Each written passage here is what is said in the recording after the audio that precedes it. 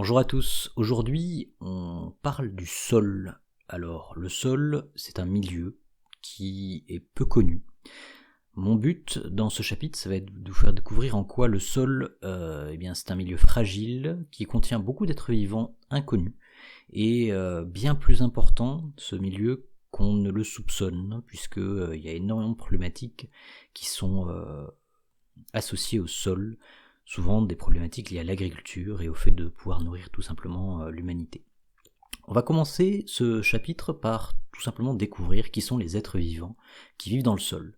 Alors pour cela, on a besoin de les capturer. Alors il faut aller chercher un échantillon de sol, ce que je suis allé faire. Et cet échantillon de sol, d'ailleurs ces deux échantillons de sol, je vais vous expliquer plus tard pourquoi, on les place dans ce truc-là. Ça s'appelle un piège de Berlez. Alors le piège de Berlez, je vous explique le fonctionnement. D'abord, c'est une bouteille en plastique, toute simple. Cette bouteille, on la coupe en deux. Une fois que cette bouteille est coupée en deux, il y a la partie du haut. Cette partie, on va l'utiliser comme un entonnoir. Et cet entonnoir, j'y ai passé un petit bout de film plastique, un tamis, qui va permettre de placer le sol dedans. Alors ça, je l'ai déjà fait. Il y a eu pendant une quinzaine de jours du sol là-dedans. Et la partie du bas, c'est un récipient tout simplement sur lequel on place un film noir. Et au fond du récipient, là il n'y en a plus, mais d'habitude on met de l'alcool à brûler. Ensuite, on a notre partie donc au-dessus qui contient le sol. On place le tout de cette manière-là, et le but c'est que les petites bêtes qui vivent dans notre sol, elles tombent par l'entonnoir en passant à travers le tamis, et la terre, elle doit être retenue. Donc les petites bêtes tombent au fond, meurent dans l'alcool, et ensuite on les récupère.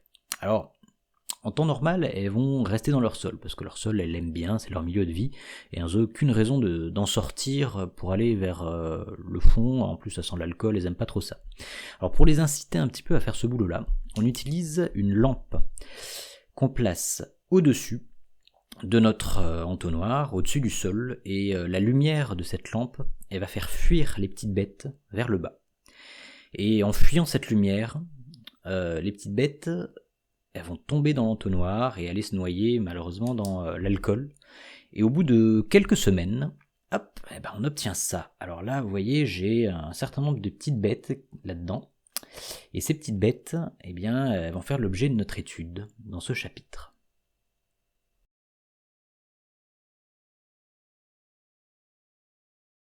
On va étudier deux sols. Alors il y a un sol tout d'abord que je suis allé récupérer dans la forêt, une forêt de chênes, qui est pas loin de chez moi.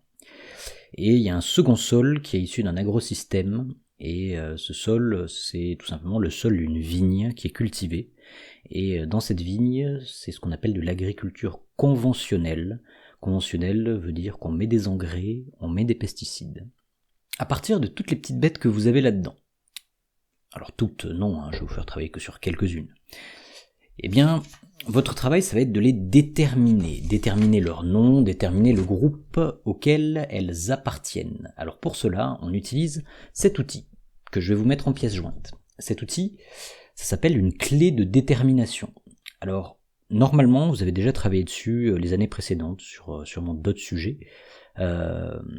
Et donc le principe de la clé de détermination, il est compris par plusieurs d'entre vous. Vous pouvez donc sauter cette partie si c'est votre cas. Pour les autres, je vous réexplique le principe en quelques mots. Vous partez de la gauche de votre clé de détermination. Partez surtout pas de la fin et des photos, parce qu'il y a beaucoup de petites bêtes qui correspondent pas aux photos, ou qui ressemblent à certaines des photos, mais qui ne sont pas pour autant la petite bête. Donc si vous voulez pas faire d'erreur, il faut partir de ce côté-là. Vous avez un animal du sol. C'est la petite case en jaune. Ensuite, on vous propose deux choix pour continuer le chemin. Un des choix, c'est présence de pattes. L'autre choix, c'est absence de pattes. Donc c'est assez simple, vous observez, et en fonction de ce que vous observez sur votre petite bête, vous partez soit vers ici, si elle a des pattes, soit vers là, si elle n'en a pas. Ensuite, imaginons qu'elle ait des pattes. Voilà, vous allez compter le nombre de pattes. Avant de compter, il faut savoir si la petite bête, elle a des pattes avec articulation facilement identifiable. Alors c'est quoi une articulation ? Eh bien c'est tout simplement ce qu'on voit au bout de mon doigt, hein. Vous avez ici un doigt qui se plie en deux endroits, et ces deux endroits où le doigt se plie, ce sont des articulations, et nombre de petites bêtes du sol ont des articulations au niveau de leurs pattes. Si c'est le cas, vous n'allez pas voir la patte bouger, hein, mais vous voyez un endroit avec un angle, une coudure qui se passe à cet endroit-là. Ensuite vous comptez les pattes, etc.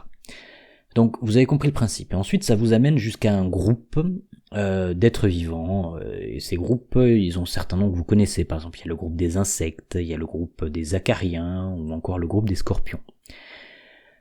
Dans la feuille, la clé de détermination que je vous distribue en pièces jointes, vous avez en fait quelques mots de vocabulaire sur lesquels vous pourriez éventuellement bloquer. Donc ces mots, ce sont le mot corps annelé. Annelé veut dire un corps de l'être vivant qui fait de différents anneaux qui se suivent. Il y a également le terme abdomen, l'abdomen d'un être vivant de type petite bête du sol. C'est ce qu'on retrouve à l'arrière, d'accord ? Donc là vous avez une jolie petite araignée. Cette araignée, la partie la plus à l'arrière de son corps, c'est l'abdomen. Et enfin, si je me trompe pas, vous avez également le terme tentacule. Alors c'est quoi un tentacule ? C'est tout simplement un petit appendice qui contient un renflement au bout. C'est de manière assez classique ce qu'on retrouve sur la tête de nos petits escargots. Vous avez un ensemble de tentacules. Voilà, vous en savez assez normalement pour passer à l'exercice concernant cette clé de détermination. Bon travail à vous.